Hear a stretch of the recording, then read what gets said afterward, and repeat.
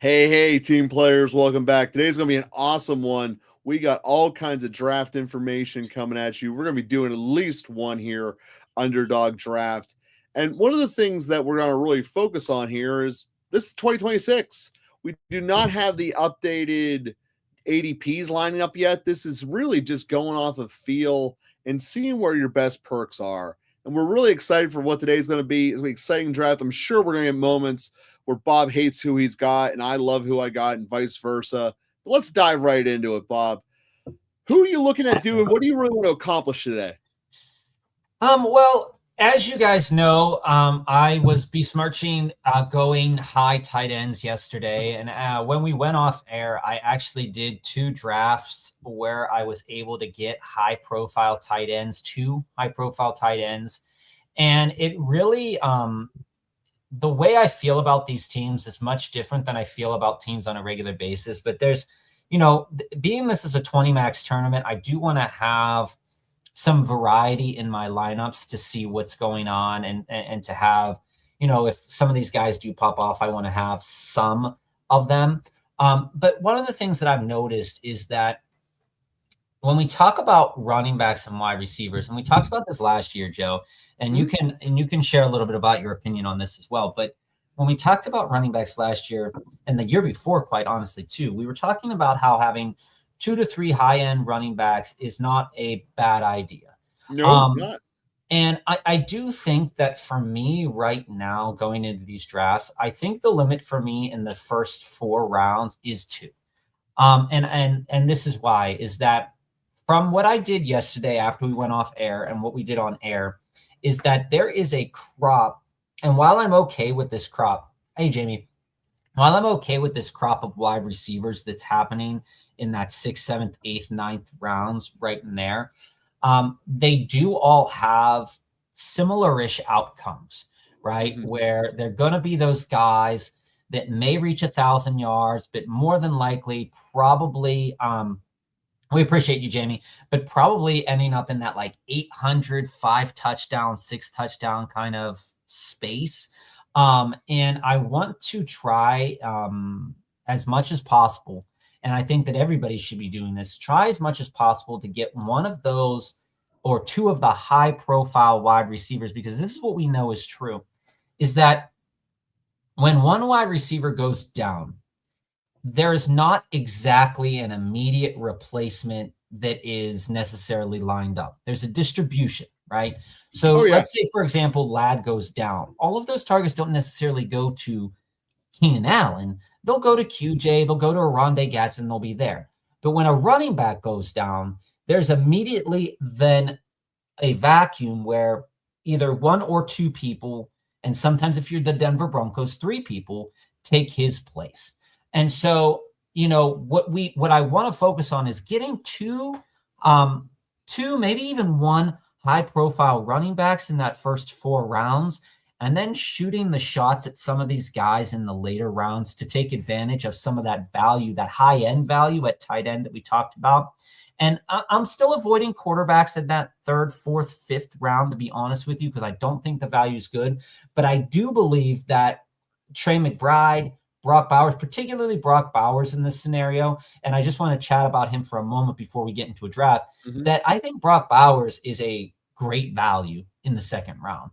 I think that when we look at Trey McBride gets the Brock Bowers experience from last year.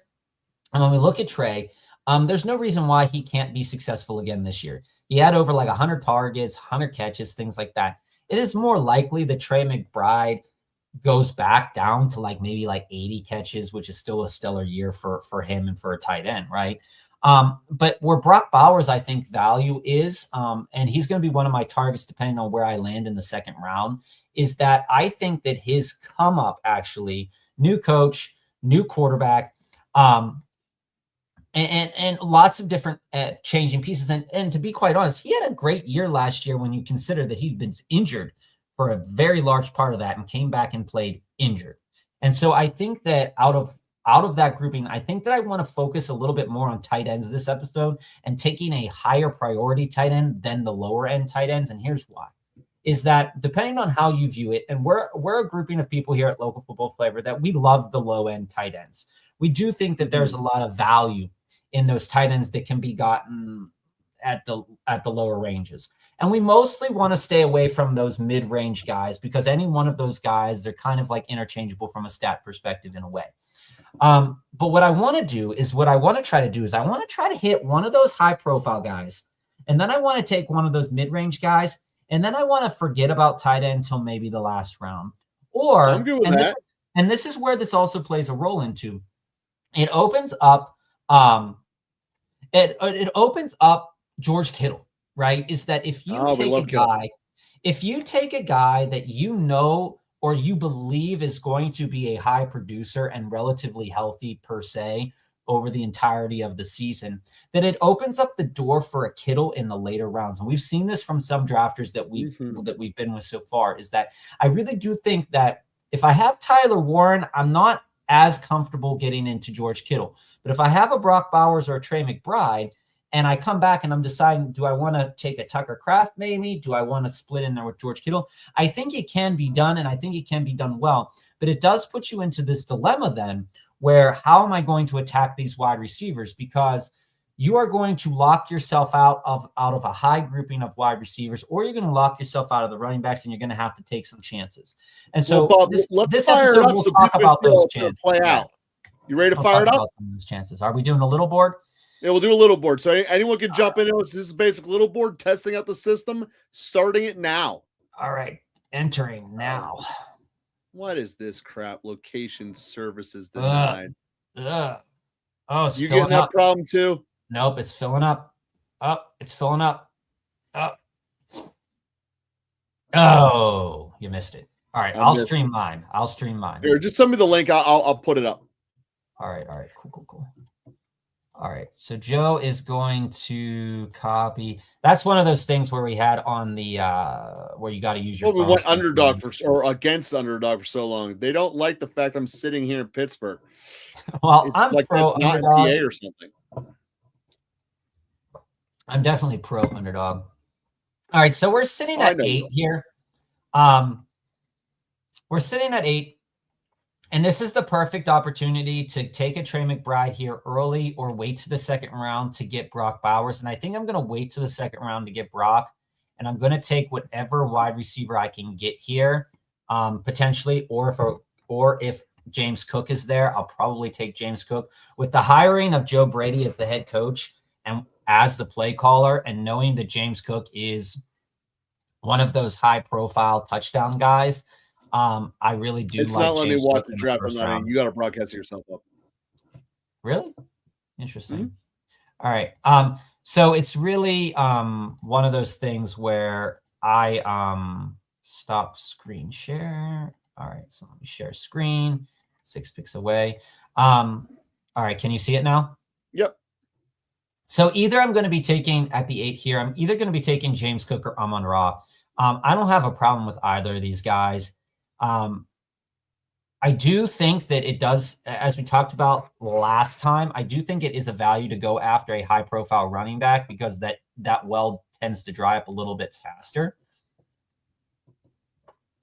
But also, with Bucky Irving looming in the third round potentially, I am okay if I pass on him. So I'm going to go with Amon-Ra here, get a wide receiver. And what I'm hoping for here is that Brock Bowers skates back into the 2-5 here. Yep. And I just think that it opens what I've said about Colston Loveland, I think is true. I don't think that Colston, you saw me take Colston Loveland in the 4th round, guys. And while I don't think that he's like going to have a terrible year by any stretch of the imagination, I do think a 4th round Colston Loveland is a little bit higher than what his perceived value can be going into next year. We have to remember it's like this year, rookie blue, like, the rookie waiting kind of getting going in the season. The end of the season's a little bit better. But when you look at it, he's a very skilled player, but they're going to spread the ball around there too. And so it's not like he's going to get, like, if you go back and look at targets, he's pretty much got the same amount of targets that a guy like Cole Kmet would have gotten. So I might get Trey McBride here too. Let's see what happens here. Oh, you might. Now, given the choice, would you rather have Trey or would you rather have Bowers? I'd rather have Trey. I like both. I like both. But like I said earlier at the beginning of the show, I do think that Trey McBride can have a fall off because, is it necessarily that he's going to get 100 some targets this season? Mm-hmm. Probably not. But I do think that some drafts, again, this is going to be typically the draft where you're going to get Brock Bowers in the second round. But when you're at that turn, that first, second, third, fourth pick, Brock is definitely a great pick there. There's a lot of uncertainty with how the distribution of targets will go for some of these wide receivers. And basically, Brock Bowers, there's no question that he's going to return back to being a great asset. Like looking at it, even in a year full of IR, Joe, Brock Bowers here had 86 targets. Yeah, that is crazy amount. And really bad quarterback play. Really terrible quarterback play, to be honest. You got to figure Mendoza is going to be vastly better than what they were trucking out there. Yeah, I mean, even if it's not vastly better, it's at least something, right? It will be at least something, a modicum better here. So if I'm the Bijan guy, I'm probably thinking, yeah, I don't want Olave. I probably am going to go Bowers. Jeremiah Love falling. There you go. Jeremiah Love, man. I love him so much. And to see that he's going towards the end of the second, it's sad and great. It depends on the drafter. It depends on the drafter. Yeah, I'm not really sure what to make of Rashee Rice. The Kansas City Chiefs in general accept more crappy players in terms of their off-field personalities than any other organization, yet they don't ever get called on it. And the reality is that there's a good chance, Bob, the more I'm diving into, an article was just released today about the girlfriend on Instagram. It's looking like there could be a lot of ugliness coming the Rashee Rice way, which it makes him an even harder pick because if he plays, he's a home run, but he could be out of the league. Well, I've gotten burnt so many times. So many times on Rice last year.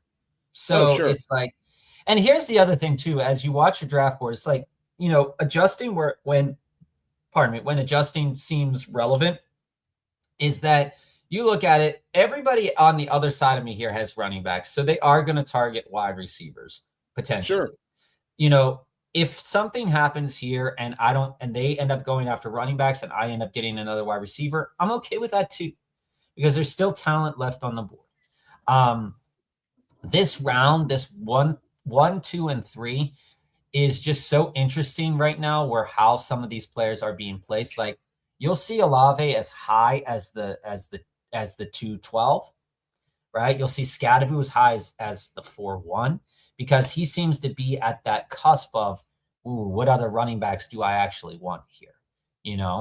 And that's where you get like guys like Colston Loveland. Like Colston Loveland there, would he be a great pick? Maybe. I'm going to go Zay here. I haven't gone Zay in a while. Zay finished as a 7th wide receiver in half PPR last year in a down year for the Baltimore Ravens. New coaching staff, new things going on. Do they use him a little bit differently? I'm willing to take a chance on something like that.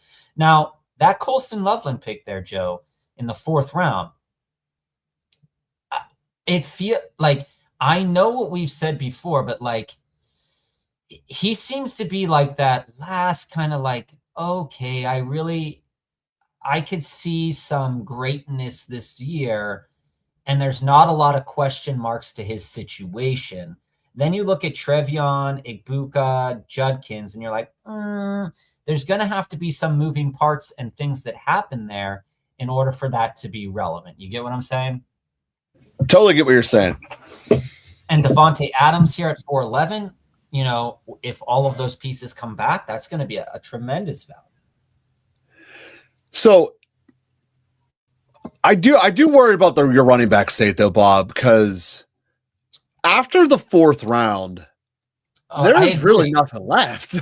I mean, there's a lot of guys that are going in the 3rd and 2nd round that I'm not a fan of. Maybe I'm getting running back spoiled in my hoarding old age, but that's a big reality of what I'm seeing here is There's a lot of guys I don't like. Like Williams, I like him at the price, I guess, but I don't love him. No, I mean, I fully understand where you're going with that, and I get it, and like, and the thing is, for me, it's that, as I said earlier, this could be another year where running backs don't get hurt. Okay, It could be. and it could Unlikely, be, but it could and it be. could be that way. But as you're looking at this board, right, Mm-hmm. and knowing you, there are, and I'll get to it after my next pick here. And you see, there's still a lot of talent on the board. Swift, I'd go with Swift over Devontae if that's your debate. Will Swift even continue to have that job? You know, like, I might double tap it. Who knows? We'll see. I you're would up rather. now. You're on the clock. Yeah, I would rather take Terry there.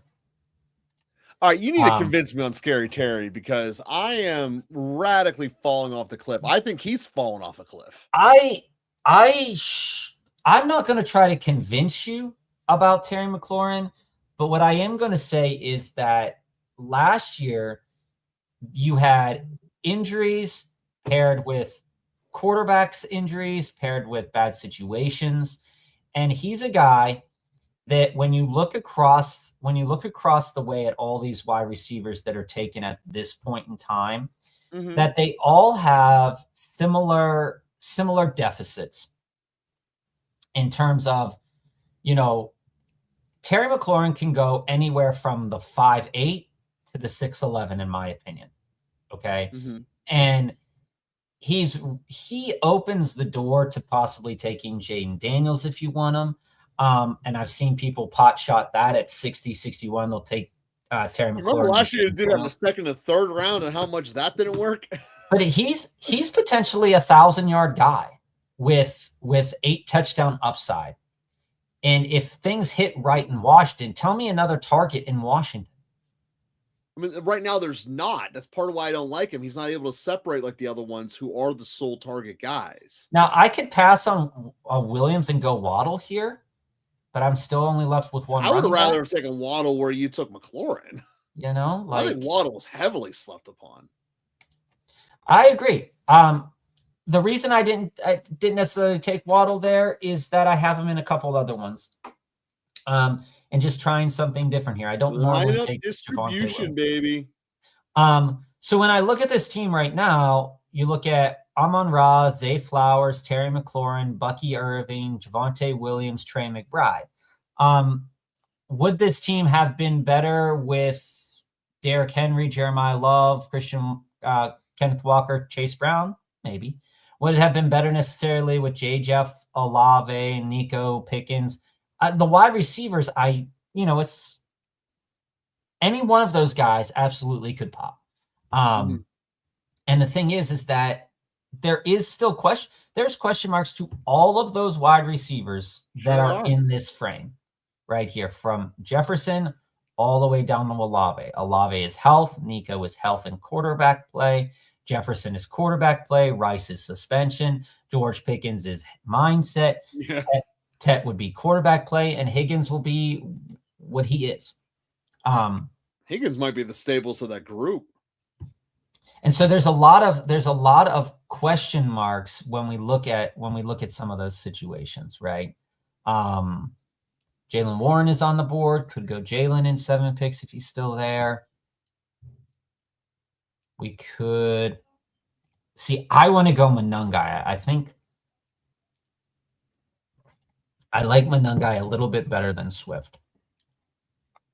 I can see that. Monangai is certainly the power one, and Johnson's already traded Swift once. Who's to say he won't do it again? The question is, do we go double running back here, or do we take Jaden Daniels to go with Terry and risk losing out on Monangai? How many backs do you have? Just the 2, right? Just the 2. And Jaylen Warren is here too. Do you think that McCarthy will use Warren? I think McCarthy's going to use Warren a lot. He emphasized in that press conference, his introductory press conference, the need to run the ball. All right, we'll scooch him up. And there goes Jaden Daniels. So that I'm very curious about that plan. There goes Jalen Warren. Okay. So it kind of took care of itself. You get Monungai by default. All right. So we take Monungai here. A little bit. I would like to wait to the next round, but looking at the distribution of running backs, I think that they'll take another one. Parker Washington will go next, somewhere in here. And you see, like in this draft specifically, we're looking at the quarterbacks being pushed up the board again. Mm-hmm. 6th, 7th round, quarterbacks being pushed up the board again. Now, is the value on Monungai great right now? No. ADP sitting at 86 for a situation where it could be a split backfield again. That's something to think about. And because I don't have another running back here, I can go. There goes Bashal too. And I was going to go him. Does Dable use Tony Pollard more? Does Dable use? I mean, Tony Pollard's had 1,000-yard season in the last 5 years. That part is amazing to me. Right? I mean, like, what are we doing here with Pollard? Will QJ look better with McDaniels? I think that's a given. I think that him and Trey Harris are the two winners with that. So do we go the wide receiver or the running back here? Got 3 and 3. I would go receiver. All right. So we're sitting here with. You also can get a Charger stack at this point relatively easily. No. You said you want to do cheat late tight ends. Herbie's gone. Aronde Gadsden's gone. Aronde Gadsden went 6th round. What is going on in this draft? Yeah. Who's pushing quarterbacks up so high in your world? Oh, someone tell me why Aronde Gadsden is going in the 4th round? Well, I need an explanation on that. With this being our de facto tight end show. In this draft. Yeah, but why? I need an explanation about why he's even considered before Laporta. So there goes enforcing a stack. There goes Kittle in the 8th round. That feels right. Laporta, I feel, should be higher. Feels right. Kittle's ADP is sitting at 129, pick 92, so taking him quite a bit ahead of the ADP. I love getting your guys. I do, but like when we're looking for value, though, that's not the way to. It's not necessarily the way to do that. No, that is. Well, speaking of which, when all those people are flying up, who is the values who are sitting on the board right now? I would say if you're looking for a quarterback, Bo Nix. We're looking for a wide receiver. Xavier Worthy's sitting right here. Michael Pittman is. Well, say this another way. Who's the highest person? What pick are you at, and where are you at with ADP? If you sort by ADP, my pick is 104. The next highest person by ADP is Michael Pittman. And he's at in the 80s. And that's who I'm taking. I mean, I think Pittman's a fine choice. I think in the 9th round, I'm willing to take a chance on him in the 9th. Now we're getting into the depths of potential quarterback hell soon. So you gotta probably jump on one. Everybody but this Holla guy has a quarterback. You do like riding it deep, Bob, but I think it's time to put a little purple in your life. But I also like Xavier Worthy here. If he leaves Bo Nix on the board, I will take Xavier Worthy. Or I'll take Bo Nix if he leaves Bo Nix on the board. But also, I like Tyler Algier here, and I like Ja'Cory Krosky-Merritt here. See, I would take the quarterback before both of them. I understand the Worthy pick. There goes Worthy. We'll take Bo. No stacking. Worthy is a guy. So there's a couple receivers I really like a lot. Mm-hmm. Worthy and Dobbs are two that really come up high upon the list. Dobbs, because I believe there's a very good chance he ends up being in Buffalo. And that is just scary awesome. And Worthy is, if Rice gets suspended, they got to get the ball to him. They might have to get the ball to him anyway. Mm-hmm. So that's kind of why I'm really leaning on Worthy having a big year coming out of it. And that's fair. By the way, I'm also, knowing that Tennessee just hired Dable, I'm probably going to take Spears here. Just because with Dable as coach, Tracy did pretty well. Mm-hmm. until he got hurt. So do you think that's a good signing? It's how I feel about a lot of things lately, Joe. It's very much. I'm not upset by it. Like I'm not gonna like beat down Tennessee's like front office, but I'm also like whatever. It's really like whatever. All right, the family sent us one of his dynasty trades here. He moved Stafford, who was his third quarterback in a Superflex league, for Worthy and a third in 27. I like it. I love it actually, because if like Stafford retires, you basically got Worthy for nothing, and I love that. I love that. I'm just talking about how I like Worthy moving forward as a dynasty play. He's absolutely someone I want to acquire. And the fact you did it for relatively inexpensive risk, I'm a big fan of that play, family. Hey, Joe, knowing this draft went QB crazy just now, do we push? I think you take Shook. Do we take Shook? I think you do.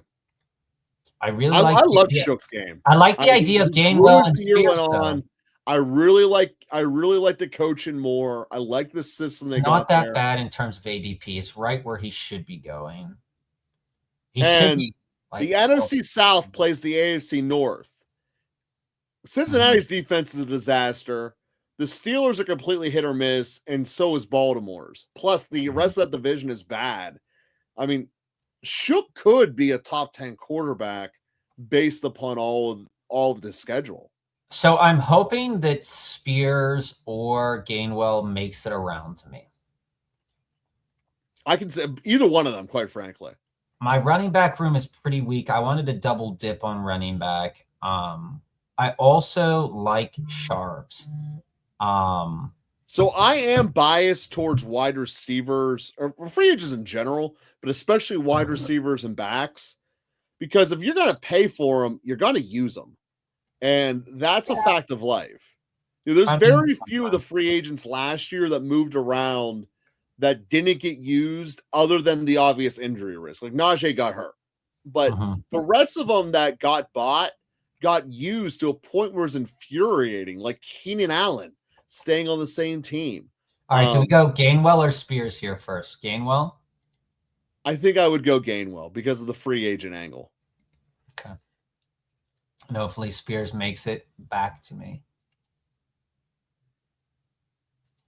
And again, there's just something about it is if you pay for someone, you got to use them. And that's just the reality of the game. And we're also in an era. Well, I mean, it means you're going to use them, but also that maybe it could be that you're not going to use them too much too. You know, I mean, like there's always a chance for that happens. Oh, that's rare. I mean, they even use Christian Kirk down in Houston in the detriment of developing their two rookies. And here's I know that many people are going to disagree with me about this, but I think Jerry Jeudy in the 12th round will not kill you. Well, no one in the 12th round kills you. There is a framework that again, Todd Monken just became the head coach there in Cleveland. That is gross. I did not know that. Oh, what are they gonna do? Just run the ball nonstop? Of course, that's Cleveland. There is a pathway that Jerry Jeudy will be a guy that catches a decent that catches at least 6 touchdowns. Tell me this. I mean, Bateman. You have had 1 year out of 5. I know, but I'm just saying, like, all you're looking to do here is capture lightning in a bottle. You're looking for 1 or 2 good games out of a guy you're drafting. I think the lightning in the bottle went to Judkins and Sampson. Maybe Shador running for his life. Doesn't look like I'm going to get Spears here. That'd have been really nice. So Todd Monken is the coach in Cleveland. And Schwartz was so upset that he said, I'm not coming back. Really? Because he didn't get the job? Yeah. He was so, like, pissed about it. So he's retiring? Well, no. He just said he's not coming back to that. I don't know. I don't know if it's true. I mean, don't quote me on that I think it's true. You got to see Schwartz say that to actually believe it. There goes Dobbins. I was just going to pick him up. God damn it. Well, as you're contemplating that, let's dive into family's next transaction here. Made a risky move, sent Manungai for 2-2, 4-2, and 4-3. Just worried he isn't the running back one. Comps seem to be in early the second mid, so I took it. Dude, I would have rode the dice on Manungai because the rookie that you're going to get at 2-2 is at best the lateral move. Well, I don't think that. Although you do need a quarterback now, so stocking up on some of them later quarterbacks as the dart throw isn't a bad play either. What I don't think is like, here's the thing, family. What I don't think is bad about this move by any stretch of the imagination is when I look at this and I see that you're sitting here with 202, 402, 403. The 202 is still pretty good. I mean, this year particularly there's going to be a bunch of wide receivers, and you could just take one of them, okay? But when you look at the 402 and the 403, where that would be for me is I would start using those picks, whatever I've gained, to just kind of start making different moves. It's not necessarily that I want to keep the 402 or whatever, but like I want to try to use them to build in value, maybe in some other trades that I'm trying to make. So that's like my first, my initial thought with that. Next, I think that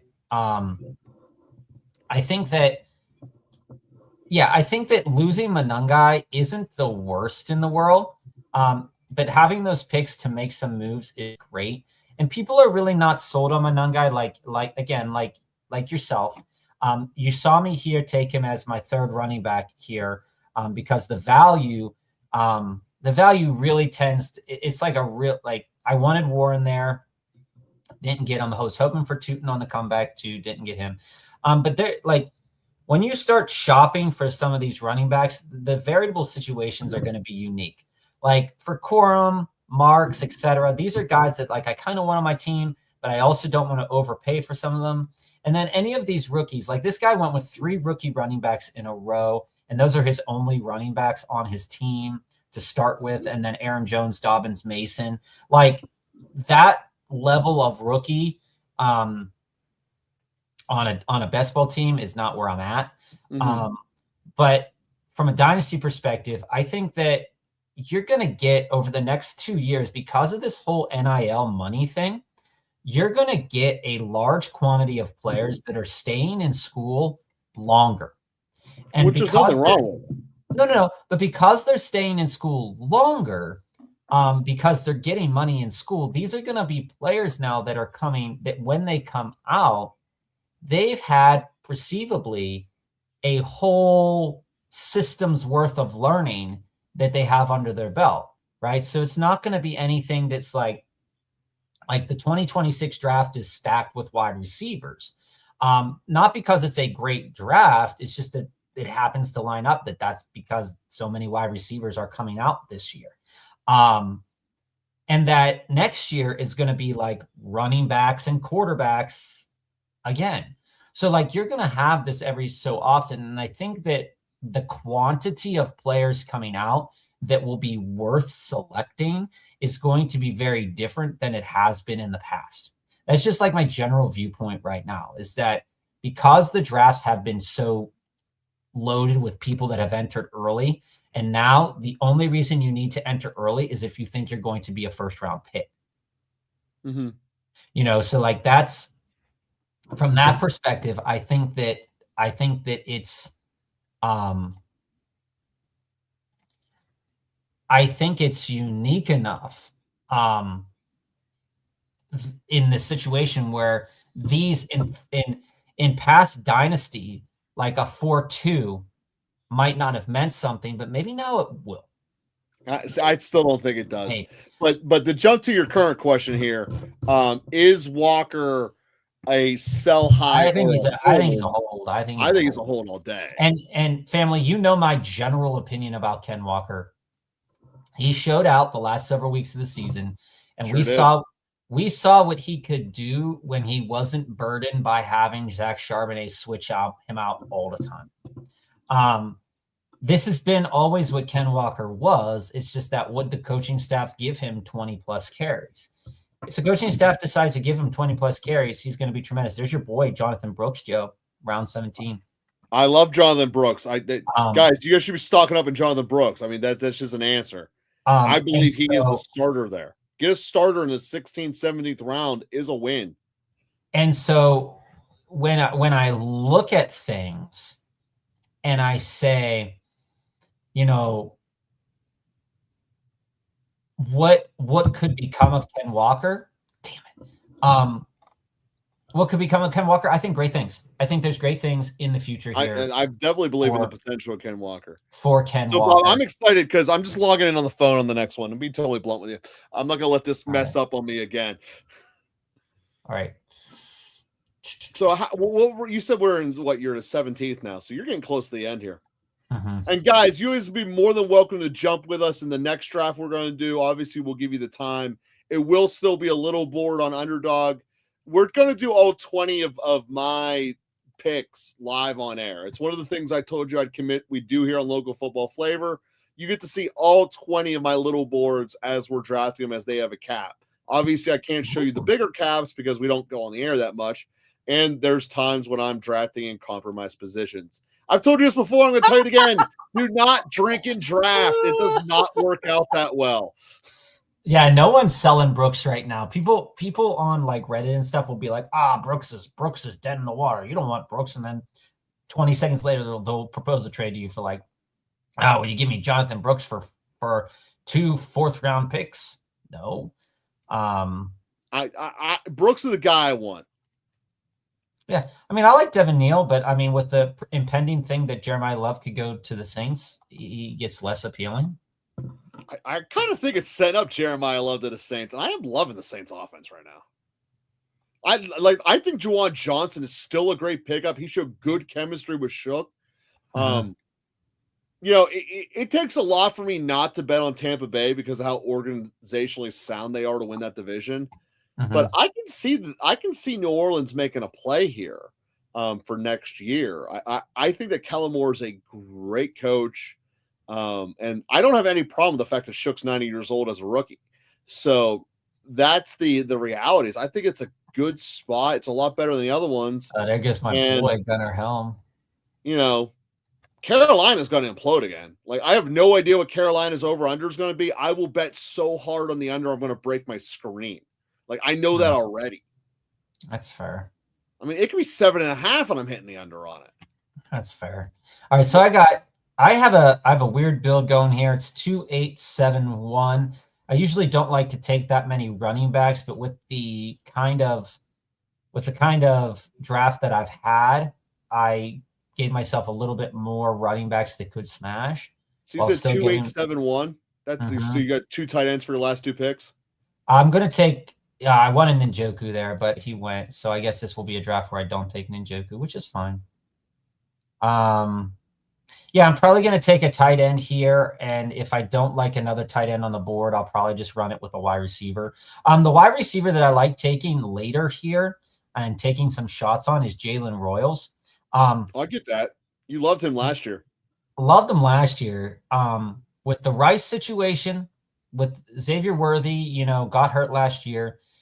Kelsey, will he retire? Will Noah Gray come Will Hollywood retire? Do well? Will Hollywood stop?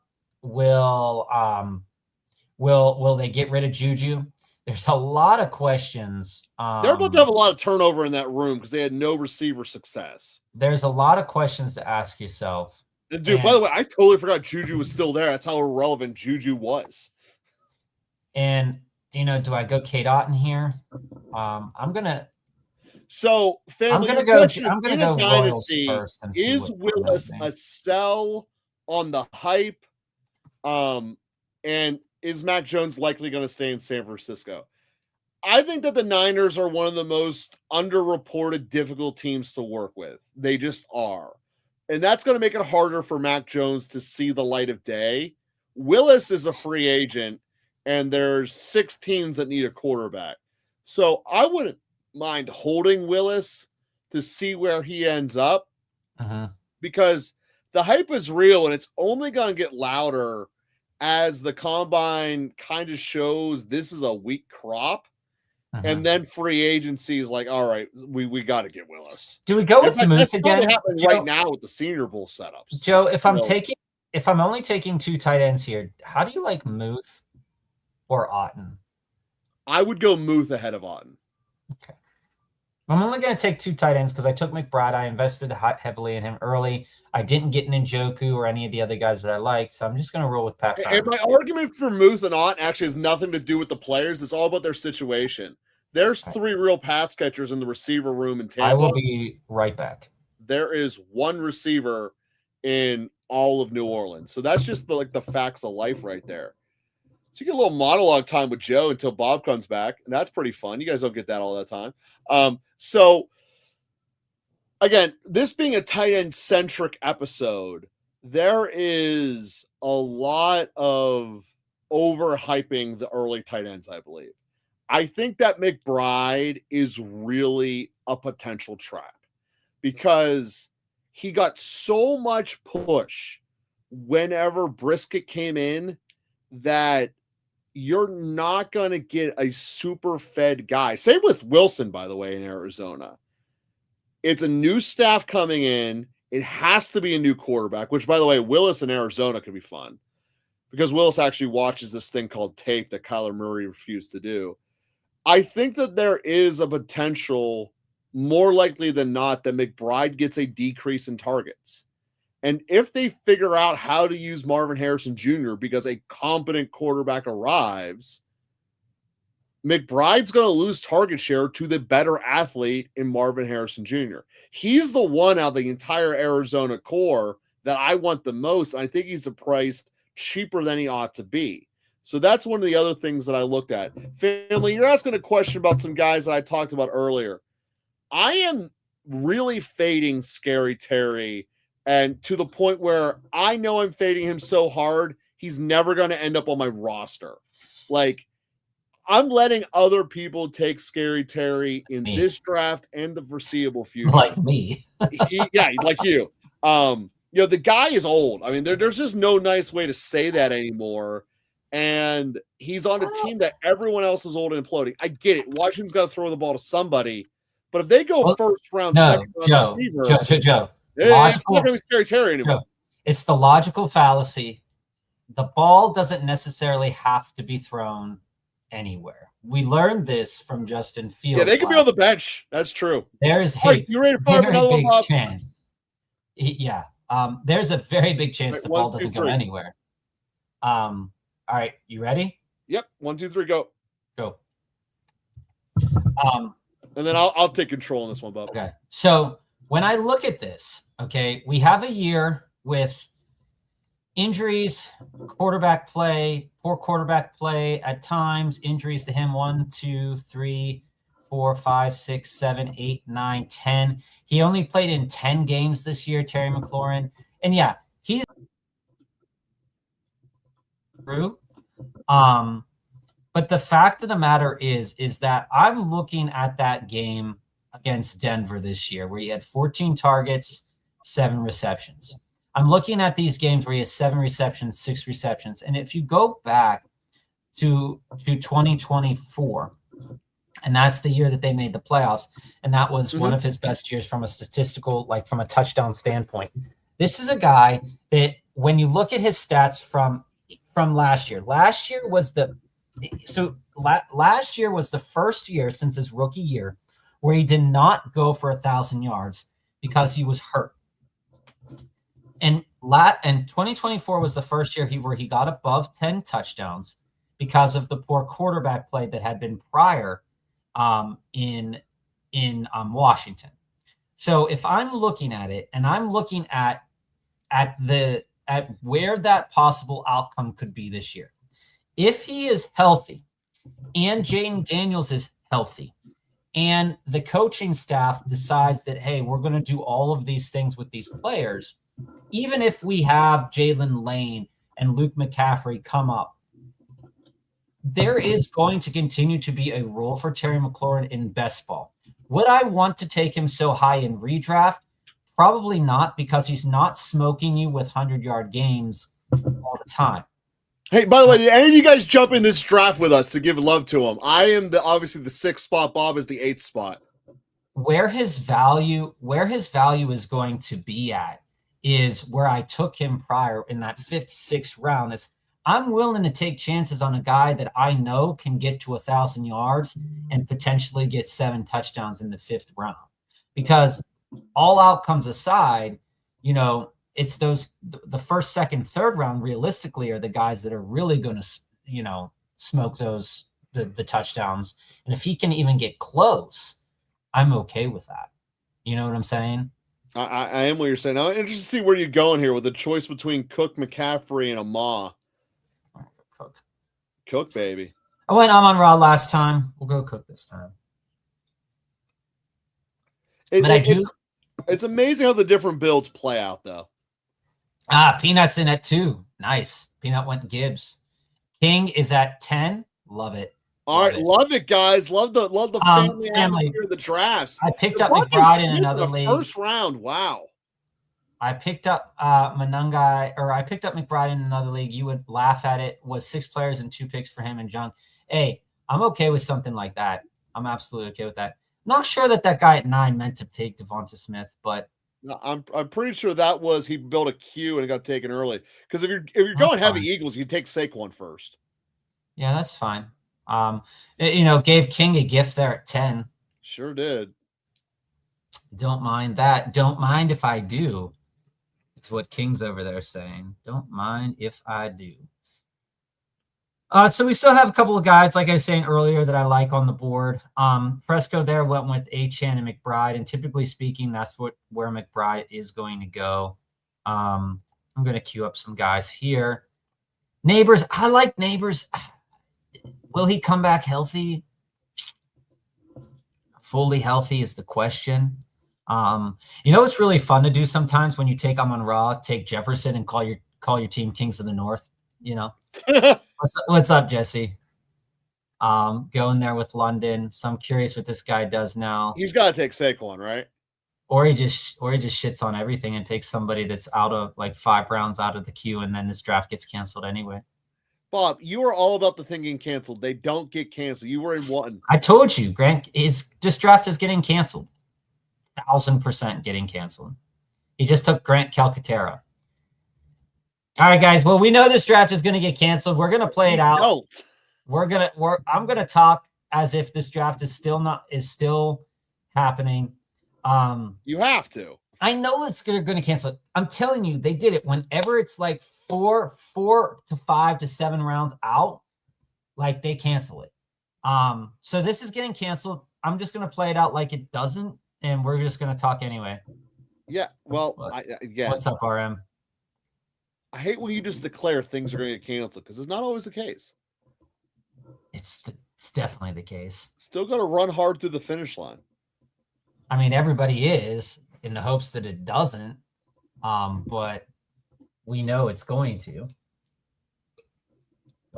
We can report it right now, or you can report it. I'm pretty sure. No, the point is you don't report it. You want it to not get canceled because you're getting the extra value. Yeah, Devonta Smith wasn't enough, but Grant Calcaterra is. He's an undrafted guy. So I'm curious what this guy does anyway. But because this one's kind of like a trash one, we should rack up a different one after this. Oh, no, it's still going to take an hour to do. Nah, not with this guy. Everybody knows what they want right now. But typically speaking, these 4 running backs, though, Joe, if the top end goes wide receiver, those running backs fall. If the top end goes running back, those wide receivers fall. So it's really interesting to see that and to see the level of like where Nico goes. Because in the last one we just had, you're seeing like a 5-spot differential depending on how that distribution of players goes. And I think it's really realistically really, really interesting. You took your boy Kyron.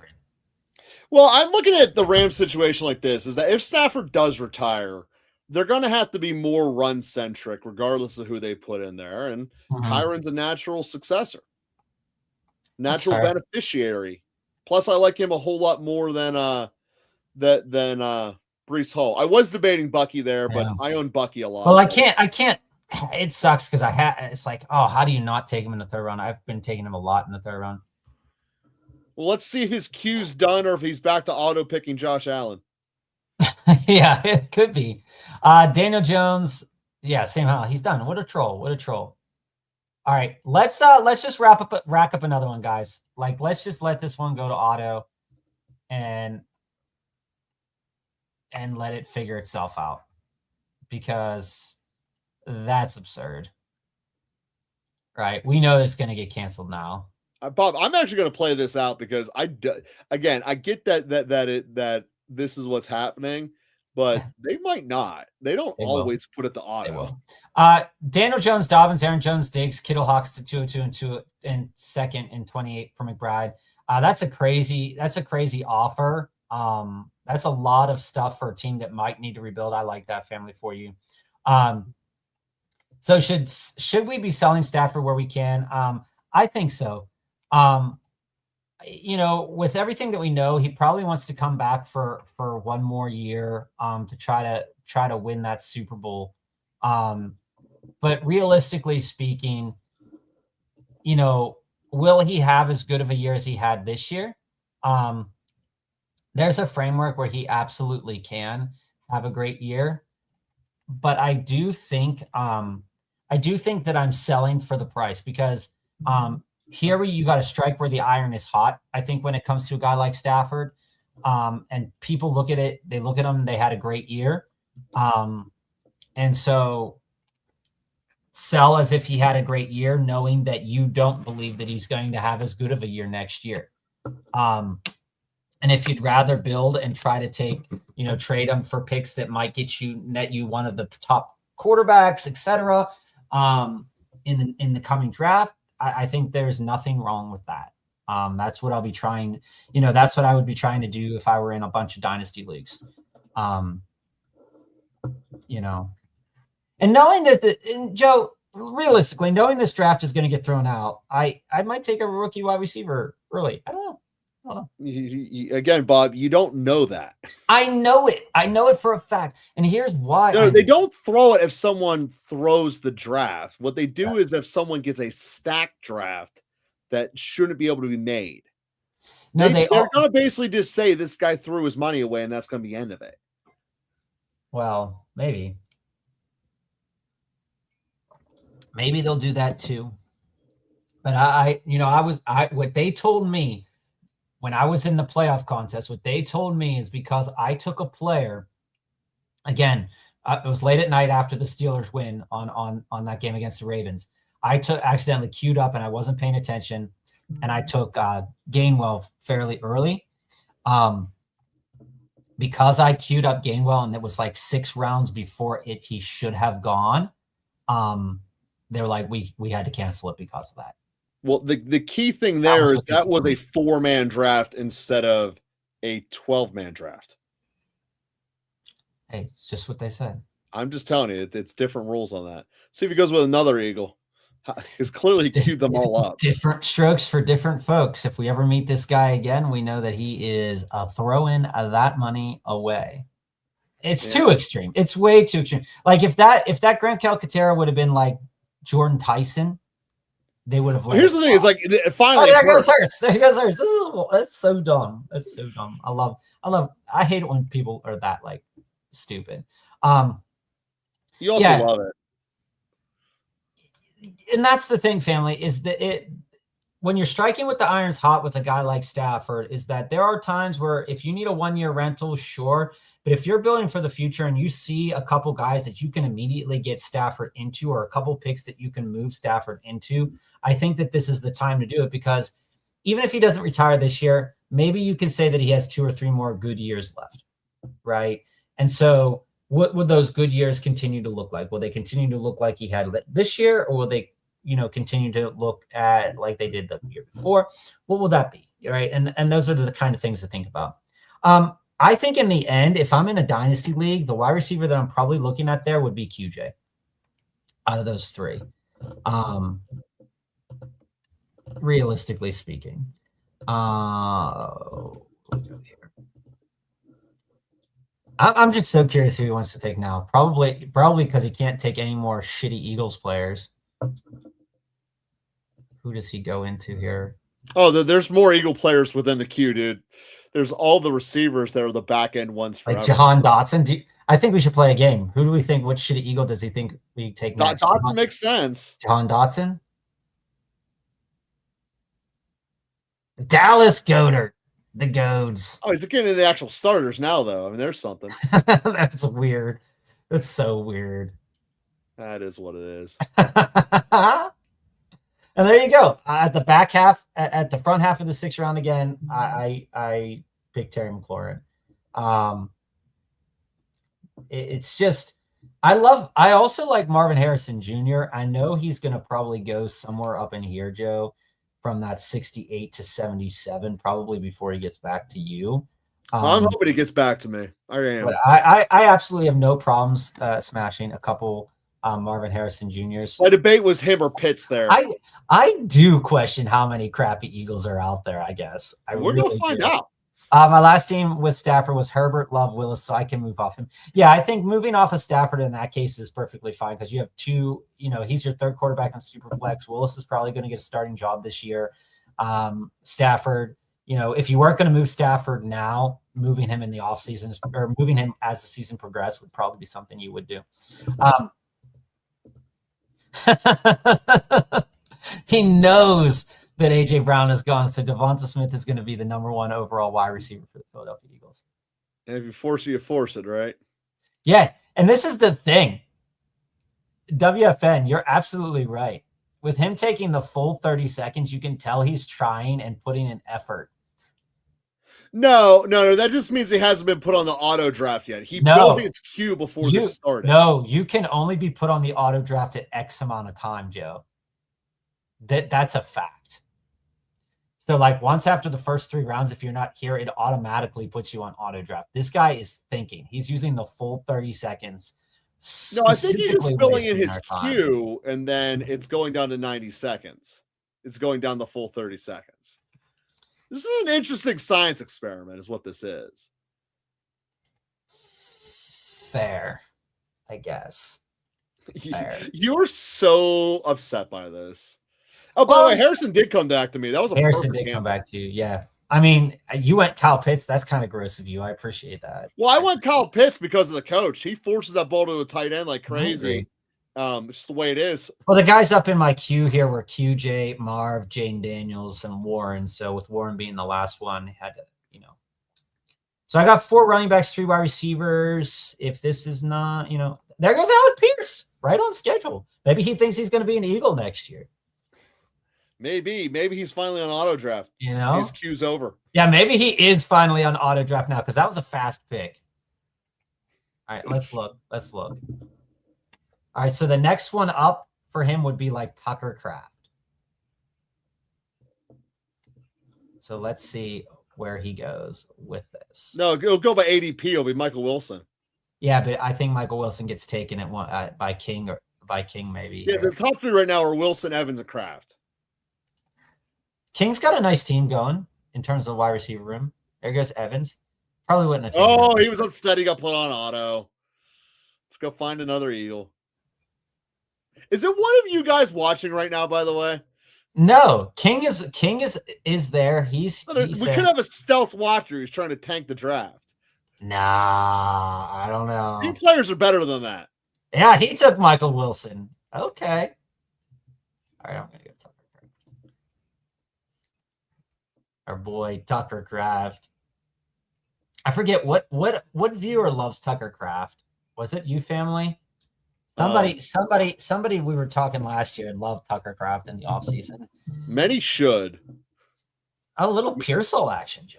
I don't mind that at all. DJ Moore. I don't mind Pearsall as a third receiver, man. I actually pretty happy with how the receiver room is falling to me right now. I was a little concerned when I put Judkins on the roster that I was going to get bumped out. Mm-hmm. But I said before, with where the ADPs are sitting right now, I'm loving this 7th to 10th round receiving. All right, you got to explain something to me. Explain it. I know you. Mm-hmm. And I know you love running backs. Yeah, It was you family. And I know you love running backs, but you took Travis Etienne. I did. Explain. I love running backs, and you look at the ones thereafter. It was a debate between at that point was Etienne and Henderson. Etienne is a clear number one, and there's no doubt about it. So I just went with the clear number one. Yeah, but he might not even be on Jacksonville next year. I'm also okay with that. Though if you move for a player, you use a player, especially at running back. He's going to be a number one. Okay. All right. I mean, I get it. I understand what you're saying. I just, it's not a player that you're one to taking very often. I am definitely not. But I believe in volume of the starters. But why not Scat or Henderson, your boys? Because Scatterboo is not my boy. I don't believe you can win a playoff game with him because he'll never be in a playoff game. He'll always be hurt. And like I said, Henderson was the debate I was talking about, but I'm not sure Stevenson's going away. Okay. And then that's just a stack for CD. Okay. I get it. I'm Keeping there. it basic. Keeping it basic. It's fair. All right. We're going to take Mr. Worthy. Probably. See, this is the tough part. I have enough running backs that I don't need to necessarily take one here. But coming back down, 113, 128. Yeah, because you see here that guy who in the last draft who took Aronde Gatson in the 6th round, he's trying to find it, like he's taking him way above where his closing line value will be. So that's not like there are going to be other better teams with him on it. Yeah, that's kind of the point where you don't want to do crazy reaches, which is a fundamental problem there. Now, I'm very curious about Wan'Dale, man. Like over the last 2 years, like he crushed it in terms of receptions, but he's been like just at the line of scrimmage all the time. Like I'm so curious about him. All right, we're gonna take this. Will be another Bo Nix for every draft again. This will be another Bo Nix. I mean, I wasn't gonna. I definitely wasn't gonna, but again, this guy here is starting to go on ADP. So yeah, he's definitely like the computer's like, oh, I should have done something there. Yeah. Coker Schultz in the 211 for Kraft. I mean, yeah, sure. I would do that. I do like Kraft a lot, and I think that that's a fair deal for a guy of Kraft's caliber.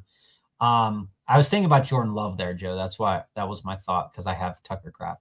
Well then, yeah, you probably should have because you don't got any. Yeah, Denver, I love sending away a lot of players for studs this time of year, then raid the waivers. I think that's a smart play. I mean, I think that's a brilliant play. And you're right. When you look here in the 9th round of this draft specifically, and I know we had like that clusterfuck that was up there, but realistically speaking, when you look at this 8th, 9th round, there are some really good values here potentially for wide receiver. And, the tight end situation, Laporta was injured last year, but he can easily return to a top-notch kind of talent for that team. So, you look at last year was 40 receptions. The year before that was 60 receptions. And his first year in the league, he was 88 receptions. Or 86 receptions, right? Who took Shook that early, bro? That's right around where his ADP is sitting at right now. Actually, his ADP was my pick next round. That was a round early. I get it. It was a round early. I'm not very happy about that. I get it. I understand. So the other guy I was debating with, I obviously went with Ferguson, is Woody Marks. Obviously, I didn't choose Woody Marks. And here's part of the reason why. I think he's getting outdrafted. I mean, I get that his situation was good, but I've taken Woody a couple times. And I'm okay. I think you're drafting a backup running back. And as long as you're accepting drafting a backup running back, that's okay. but that's what he is. Yeah, I mean, you might not be wrong about that, realistically speaking. Pretty sure I know I'm not wrong about that. It's a big, I mean, it's definitely a big question mark in terms of what's going, like, how is that going to work out for Houston in general? Like, is Houston even going to be good next year? Because it seems like their offensive line got a little bit better, but not like leaps and bounds better. Mm-hmm. And so you have to kind of ask yourself, it's like, will the running back room continue to suffer? And oh, hey, by the way, Joe Mixon is still there. Yeah, Right? question mark. I love the inflection there at the end. So, like, Tyrone Tracy gets slept on always. Why is he still on the board in the 12th round? well, new head coach, Harbaugh. He's still a dude, man. Will they He's utilize still him more? Dude. I mean, if you are under the assumption that Scadaboo is going to hurt himself again, then Tracy in the 12th round is a huge steal. Huge. I think But Tracy's a huge steal. if you don't operate under that assumption, then that's fine. But I think that a lot of people can and do operate under that assumption, and they're okay passing on where Scadaboo. I mean, Scadaboo in the 4th, that's really high price to pay. When you look back, I mean, over the course of the time that he was healthy, he had a total of 7 touchdowns, and a total of 617 all-purpose yards on 125 touches. So if you extrapolate that over the course of a year, assuming that he's healthy, I mean, he's in for a banger of a season. But the question mark is, will he be? PP going with Kittle as a second tight end to pair with Brock Bowers, I believe it was there. Love that for you, P. Your team is strong, man. I think that in the wide receiver and tight end market, I think you do have, and this is just a variation of how I would have done things. I probably would not have taken 2 rookie running backs to pair along with Algier, because if Atlanta moves Algier, that's one less position for one of these rookie running backs, and that does worry me a little bit. Not a lot, but a little bit. All right. So do we take a chance on him? Yeah.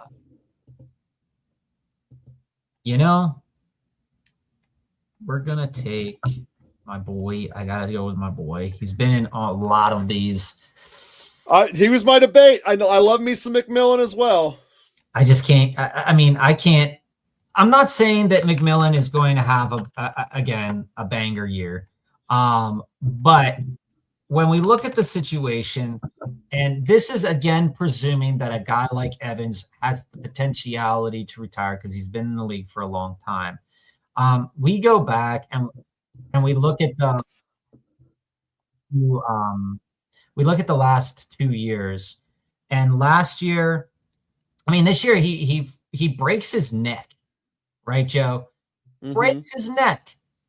It's a problem. And then comes back, breaks his neck and comes back. And in the 3rd game back, he has 114 receiving yards. Are you kidding me? No one is fighting. The guy's a trooper. I mean, like, you break your neck and you come back. And if he hadn't broken his neck, he would have been in for a tremendous season. Right? I mean, like, again, like, I can't say enough good things about Jalen McMillan. Can't do it. Can't say enough good things about him. And I just went with Adonai Mitchell there. Again, Adonai Mitchell in a couple of games that he was over there with the Jets. It's something to be excited about. I have 2 Jets wide receivers, which is not something to be excited about, Bob. That's like saying obscene things in front of children. You shouldn't do that. But who is their quarterback going to be? I don't even know. It might be Malik Willis. Could be Malik Willis, and then I'm in for a time. It could still be Fields.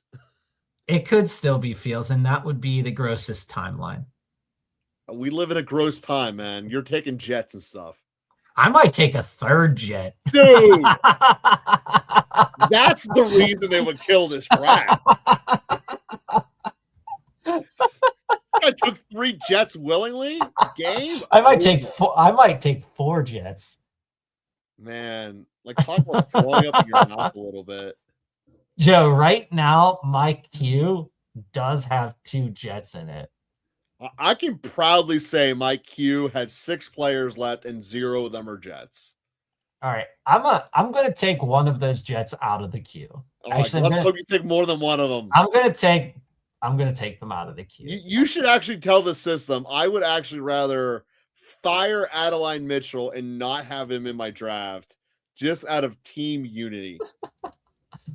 Would I sell a 27-second for a guy like Worthy? Yeah, I think I would. I know that draft type is real, but like I know realistically, I want players that are playing now. You know, like I'm not sitting around and waiting for players that aren't playing. And that's the right call. Dude, I almost took Shador. Did you? Was that a mistake? No, Jonathan Brooks was not a mistake, but I'm just like, my last pick you're gonna hate. I can tell you that already.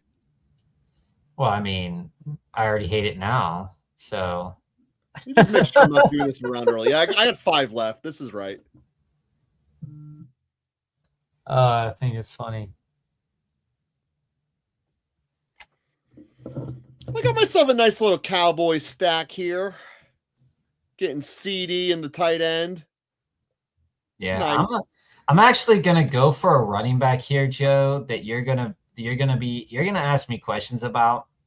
But I feel good about this guy going into next year, depending on where he's going to land. NFL Pro Bowler Shador. Fields is cheap. Fields is cheap. And I hate that sentence is correct. And again, we'll take a look at Justin Fields in a moment, but watch this pick. Ready? Boom. Big dog himself, Brian Robinson Jr. He's going to jump up some boards. Shooter McGavin. Is he going to be on San Francisco next year? Probably not. If he is, he's jumping up boards. But 211 as the ADP. I picked him at 185, a little bit ahead of where I would. Anyone that's in the 2s, you can take whenever you want. I mean, this draft has proven that. Realistically, would I've rather built out Tesla or Harris? Yeah, sure. But I think that there's a lot to play on for him there.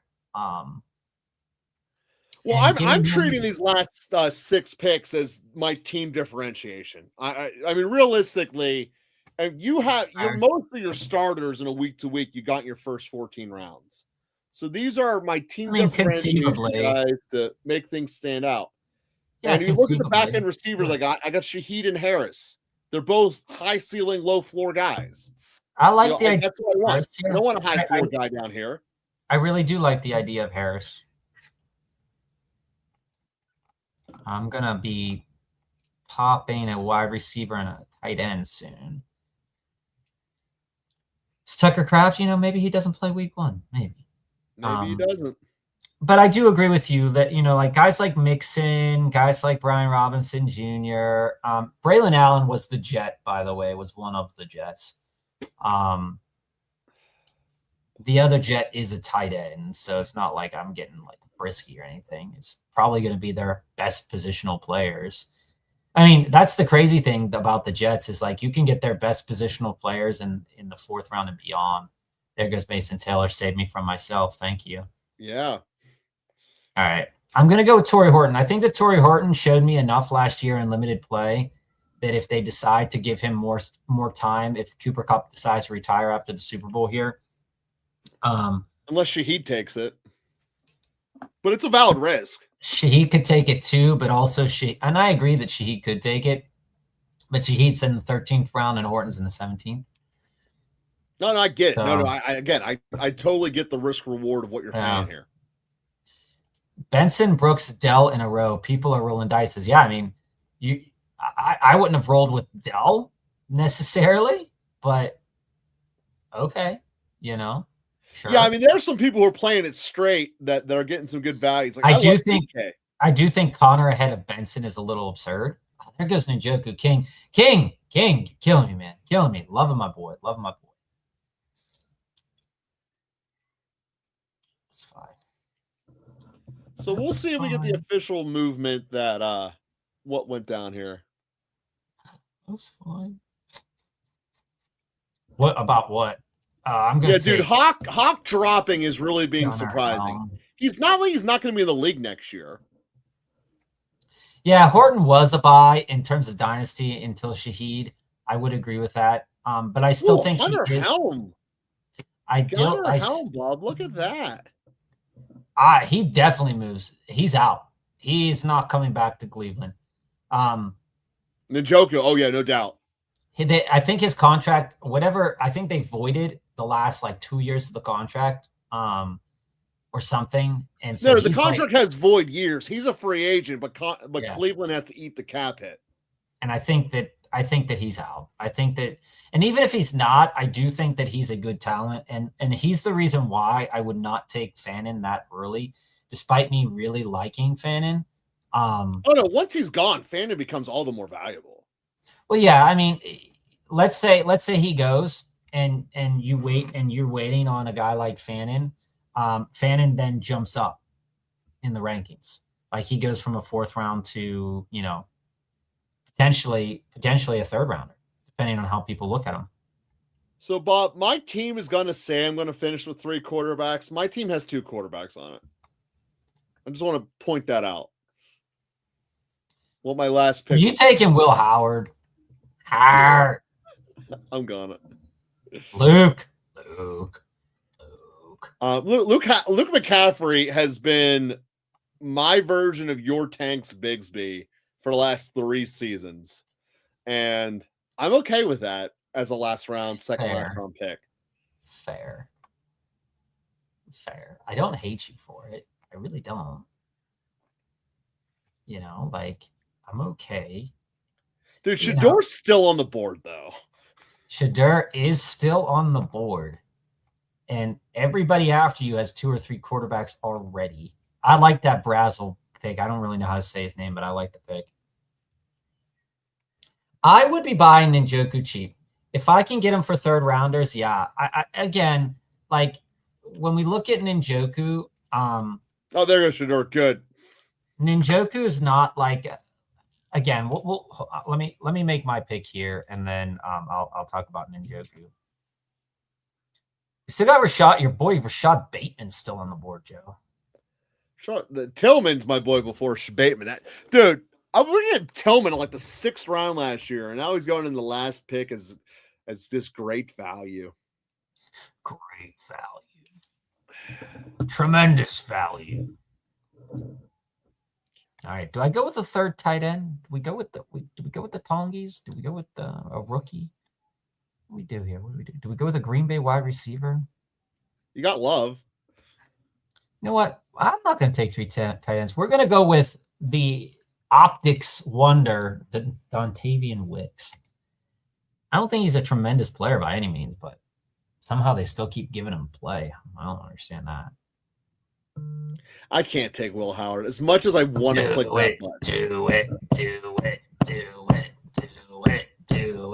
What's life without risk? Come on, do it. Give me the risk. Boo. I made that pick the other day and you laughed at me. Well, Ty Simpson's starting somewhere. It's I made that pick the other day and you laughed at me. I know, because I just took a Jets starting quarterback. I feel very sad about it. Tillman, R.I.P. Tillman. I mean, RIP to most of the Browns. I mean, I have a Brown. You know what's gross about my roster, Joe? I have a Titan, 2 Jets, a Commander, a Brown. Or actually I have 2 Titans. 2 Titans. I mean, garbage time is real. Let's not ignore that. I think I got a good team, though. I mean, all things the same. Let's take a look at these teams, since a couple of the people in the chat are here. So let's look at yeah, they're all going to be a little bit slightly inflated because of this Schrader, but yeah, but he evened himself out a little bit in there. And if this draft sits, it's ships. It's okay.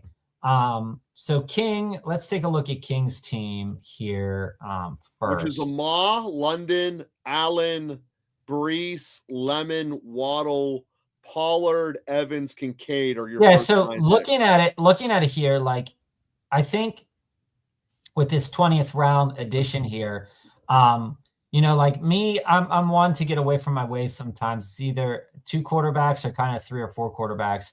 But looking at his team here with Kings, you got a great top half there with Josh Allen and Baker. I think Baker's going to be fine at his ADP value. Your running back room is solid. Like I said, this strategy here, I think, is pretty good because you look at it and you say, okay, I'm going to get one top flight running back. I'm going to wait till the 2nd round to do it. Or I'm going to wait till the 3rd round to do it. Because there's Brees Hall's still there. He's still, I think, a top flight. No, he got Hall in the 4th. Yeah, pick 39, yeah. So when I look at it and I say, all right, I pair that up with Pollard, Tracy, Vidal, Singleton, Allen, Caleb Johnson. I need one of those guys to hit in a week. It's likely that one of them hits for at least a 10, right? Hopefully. Caleb Johnson, I think, is a nice sleeper selection because if McCarthy says they're going to run the ball more, they drafted him last year. You got to assume that maybe he gets a little bit more play this year. I hope. Then you go to the wide receiver room here. Amon-Ra, Drake. Joe, we're not going to share your opinions about Drake. Rookie and Lemon, and then Waddle, Evans, Reed, and then another rookie. I think it's fine if you want to take a high-profile rookie and then come back with a little rookie. I think that's great. I'm just not – you guys know I love Jaden Reed on the show, but I'm pretty much done drafting him. We look at it and say, with Waddle there and Evans there, I think that Mike Evans, I would not have taken him necessarily, but I think that from a construction standpoint and then with the tight ends, going with Kincaid, Andrews, and Njoku. Andrews, I'm not really sure about, but Kincaid and Njoku, I think, are really great selections where they're being drafted. I mean, like, you're looking at Dalton Kincaid at pick 106 now, whereas before he was like top 4 or 5. And I think the Kincaid in the 9th is way more comfortable than Kincaid in the 4th or the 5th. Coming out here for PP, we have Lamar, Goff, and Mendoza. I think that that's a great trio of quarterbacks if Lamar can come back. We know Jared Goff isn't going to be throwing for 25 points every week, but you're hoping that maybe that balances out Lamar's bad weeks, and then you have Fernando Mendoza to kind of even that out a little bit. Gibbs, Algier, Price, Emmett Johnson, Kamara, Harris, and Pacheco. I'm not quite sure how I feel about taking guys that might be deemed old heads or injury risks here. You always have the Kareem Hunts of the world that can pan out. But Kamara, I'm not quite sure how the Saints feel about him going into next year. Najee, again, he's one of the players that was, hey, we paid for him. We're going to use him. They tried to use him. He blew out his eye. Yeah. So Achilles. Will they use him this year? And Pacheco, I don't even think he's that good.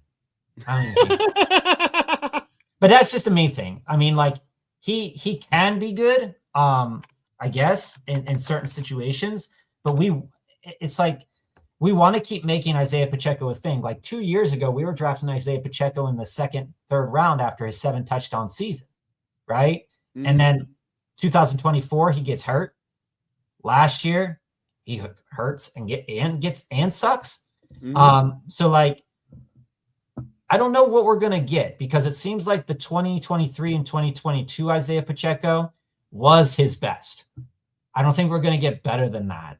And if you get him in the last round, sure, but he might not have a job if the Chiefs decide to go with Brees. The wide receivers, I think, are smashes all the way through Brian Thomas. You get Brian Thomas, DK, Zay, and Nico. Their values are great. Like I said, I think Zay is a nice buy where he's being bought at, similar to DK and BTJ. Trey Tucker, Bernard with the rookie, Marvin Mims, and then Omar Cooper being another rookie. I don't think it's bad floating those rookies late. I don't think it's bad at all floating those rookies late. WFN said, I've been grabbing a bunch of Allen Hurts early at quarterback. I want some time to pass for QB ADPs to drop and some clarity on Arizona, Miami. And here's the thing, WF. This is the problem that I have with Allen specifically.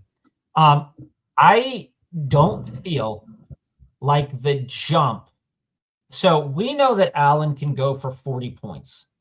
Okay.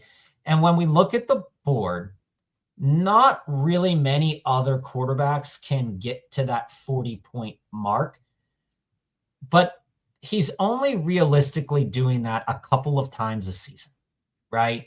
And during those seasons, if it's the playoffs, yeah, you absolutely are going to need that to pop in the playoffs. But on average, you're going to want quarterbacks. And I broke down this stat on Monday, and I want to pull it up, Joe, right now. To kind of paint the framework of why this is something that I'm kind of like, I'm not about that right now. So let me pull up the Fantasy Pros week 1 through 18. And Joe, if you don't mind, can I share my screen here? You're good. While we talk about this. So share screen, we want to get this. Okay. So, as we take a look at the Fantasy Pros, and we'll take away week 18, of course, for you guys to see. But when we look at weeks 1 through 17 and we go to average, the variance in average from Josh Allen to, let's go to Caleb, and that's quarterback 6. You're looking at it and you're like, okay, well, that's like 4 points, 4 point some points.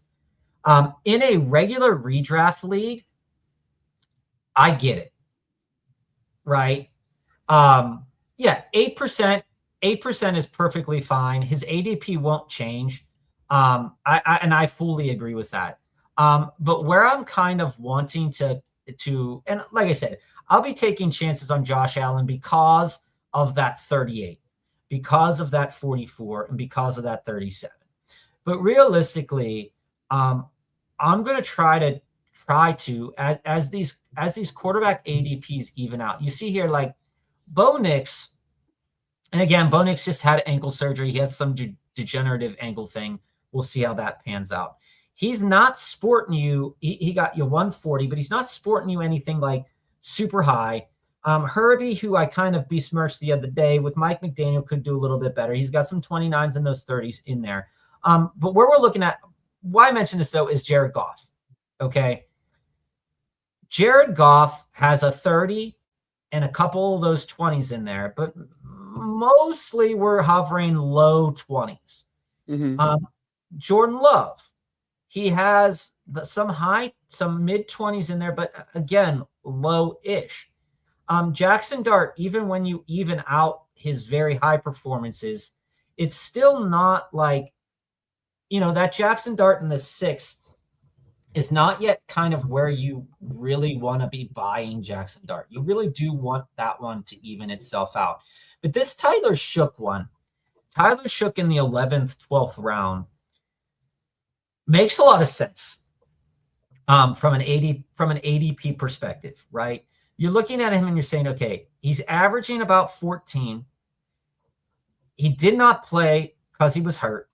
Then you look at after the bye, and you have a string of games, these 5 games here at the end of the year, where you're getting around 20-ish points. And that's one of those later round picks, which you're okay with. Now, Jane Daniels, I've been buying a lot of Jane Daniels, but there's no reason to think that he goes back up to 30. But if you're buying him that early, yeah, there is. Now you're going to see Shadur down here, and even Kyler down here in terms of average, right? But if you stack this up with average, you got Jackson Dart here at 17.4, Daniel Jones at 18. So when he comes back, that could be an interesting buy. The Jalen Hurts is always dependent upon his rushing. The Caleb one seems to make some sense because he has that high 30-point upside. But when you look at it in the game-by-game basis, it's like, do you want to invest in that? And then Trevor, in terms of his ADP, Joe, when we looked at where he got drafted this draft, he got drafted in round 7. Okay. And he's capable of putting up a lot of 20-point performances. And that, to me, if he's hitting that 20-point mark or that 20, like ideally I want a quarterback that's able to get above 25 points, but it's also the reason why, like, a guy like Brock Purdy, back in the, where did he go in this draft? Brock Purdy.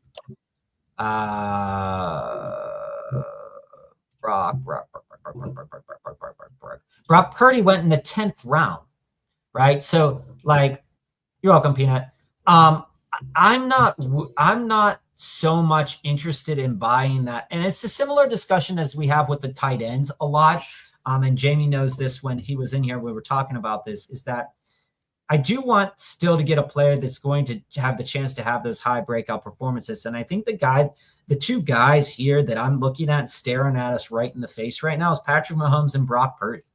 I mean, these are guys that we go from, and let's even go back to 2024 to get kind of a framework about what we're looking at here.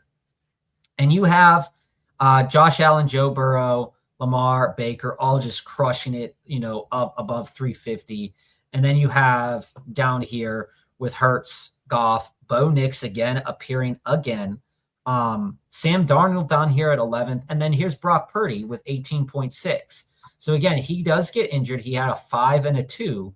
And you have a couple of those in the teens. But you see in 24, 22, a 32 in there. So, like, he has the potential to make it happen. And same with Patrick Mahomes. Patrick Mahomes had a pretty pedestrian year in 2024 by comparison to what he's used to in the past. And even a guy like Dak, Joe, we talk about Dak on the show a lot. Dak was one of our guys going into last year. Love Dak, baby. I love him. And Dak is one of those players that performed well. Unfortunately, when you get down into these playoffs, he had a 12 in week 15, which doesn't help you. But again, could you have overcome that by other means? Sure, but if you were facing off against Trevor Lawrence, you were screwed anyway. If you were facing off against Bo Nix, you were screwed anyway. So it didn't quite matter. But like, when I say that, is like, if I'm looking here and I'm looking at top quarterback performances, and I see here, absolutely at the end of the year, when I look at this here, and I just want to go through this very quickly because we'll get into this the next episode that we're on. How many times Josh Allen appears in the top 3? Because, like, looking at this, Joe, Justin Fields, look at this: week 1, week 4, week 5. Justin Fields was a fantasy dude. We commented on that, what that could be going into it. Let's look at this. What? Week 1, Josh Allen overall 1. Week 2, not in the top 5. Week 3, 5th. Week 4, not in the top 5. Week 5, not in the top 5. Week 6, not in the top 5. Week 7, not in the top 5. Week 8, not in the top 5. Week 9, 3rd. Week 10, Davis Mills was number 1. Josh Allen, still gross. Not in the top 5. Josh Allen, number 1 again. Week 12, Jameis Winston, number 1. Josh Allen, not even in the top 5 because he probably had a bye that week. Week 13, not in the top 5. Week 14, so he had a bye week 7, which was the reason why he wasn't in the top 5. Bo Nix was there at the top. Week 12, or week 13, Patrick Mahomes. Week 14, Josh Allen, number 1. Week 15, Josh Allen, number 6. Week 16, Josh Allen, not in the top 5. And in your final game of the season, if you're in best ball, etc., Josh Allen was outside the top 5 again. The only reason I say this is because if I'm taking Josh Allen as the number 1 quarterback overall in the year, I need to be, and if I'm sacrificing the positional value of a wide receiver or a running back, he has to overperform to a high extent almost every week. And you just heard it. You just saw it. that even though he's the highest average quarterback last season, on average at 22, that is behind the average of 2024. It's also behind the average of 2023 that he set, and it's behind you guys are living the argument, baby, of 2022. So if he can get that average to be up by 2 points every game, I could see a reason to do that. But as it sits right now, it doesn't feel like the 44 points is nice when he gets it, especially in a redraft league, especially in best ball. But I'm just not sure. And I'm going to take chances on Josh, like WFN said. But the value in the third round, if I'm taking you in the third round, you have to basically be lights out Lamar Jackson 2024, right? Or you have to be Josh Allen of 2023. Or you have to be Patrick Mahomes and Josh Allen of 2022. I'm not saying he can't do it. I'm not saying he can't get back to doing that again, because it's well within his purview to do that. Mm-hmm. But because he's done it in 2021, 2022, 2023, and 2024. So this year feels like an anomaly more so than anything else. But also when you look at Josh Allen, right, you go back to 2020, he was the number one quarterback. Mm-hmm. 2021, he was the number one quarterback. 2022, he was the second quarterback. 2023, number one quarterback. 2024, second quarterback. In 2025, number one quarterback again. So statistically speaking, yes, he is the number one quarterback, but I think the gap has closed a little bit in terms of that, but also no quarterback this year went for 400 fantasy points. And that is unusual considering that in the last 5 years, there has always been at least one quarterback, right, who has been in the 400s, and that didn't happen this year, which seems to say that maybe there's a variance. Like, he didn't play week 18 this year. Sure, okay. He was also hurt like all year. He didn't play week 18. That's the counter for that's going to be all ball, but he was hurt. But he also didn't play week 18 last year, and he played week 18 the year before that. So, like, could he have put up a 400-point year with 374? Yeah, he could have been the quarterback that would have done that among all the other quarterbacks. But is that enough positional value risk to sacrifice the running back, to sacrifice the extra wide receiver? Because if we go here and we go to where Josh Allen was drafted at 310, and players that he passed on basically were the Breece Halls, the Ken Walkers, the Jacobses of the world, and you go to those running backs here, you see that Jacobs had in 2025, Jacobs is sitting at running back 8. And you're sitting at Travis Etienne was running back 12. And Breece Hall was running back 20. Would you have rather had that or Josh and then taking another running back and then taking a quarterback later? There's a lot of decisions to be made within this discussion, but I just don't think it's as cut and dry from a fantasy perspective as people want to make it out to believe, if you get what I'm saying. Yeah. So am I going to take chances on him in the third round? Absolutely. I'm absolutely going to take chances on him in the third round. But do I need to have Josh as opposed to last year? You remember last year when we were talking about, we did a whole bunch of drafts that was just going after top flight quarterbacks. We said, here's what it's going to look like with a top flight quarterback. And then going back and saying, here's what it's going to look like with quarterbacks like this. We're going to do that again this year, guys, so you can just see that, so that, if you don't want to spend your money in that way, you'll see us doing that, and seeing if that's, hey, I like that strategy. Let's keep doing that. Or if we do something else, All right. But it's 5:30. We're going to head out until next week. Next week, we're going to be doing more little boards. We might sneak in a big board, but we'll be back Monday at 3:45, and we'll be back also Wednesday at 3:45. Like, follow, subscribe so you know when we're going to go live. And peace out, and good luck in any drafts you decide to do this week. Thanks. And we're gonna find out